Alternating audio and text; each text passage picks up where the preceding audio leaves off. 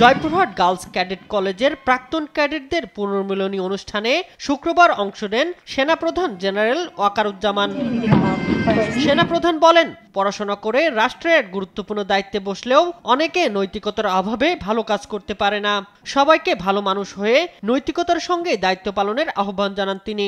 ইউনিভার্সিটিতে ভালো করি, পিএইচডি করি, বড় বড় জেনারেল হয়ে যাই, সেক্রেটারি হই, রাষ্ট্রের বিভিন্ন গুরুত্বপূর্ণ দায়িত্বে আমরা চলে যাই, কিন্তু যেহেতু নৈতিকতার কারো মাঝে নৈতিকতার অভাবের কারণে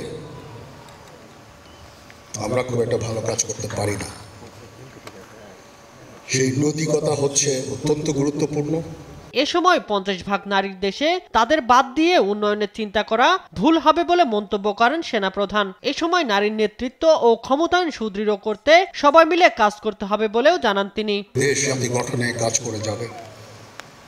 দেশে যদি 50 ভাগ যদি নারী হয় আর তাদের ছাড়া যদি আমরা চিন্তা করি দেশ এবং জাতি উন্নয়নের শিখরে উঠে যাবে, তাহলে সেটা একটা ভুল হবে। 3 দিনব্যাপী পুনর্মিলনী অনুষ্ঠানের শুক্রবার ছিল দ্বিতীয় দিন। পুনর্মিলনী প্যারেডে সেনাপ্রধান সালাম গ্রহণ করেন। শামীম হোসেন, নিউজ ডেস্ক, দেশ টিভি।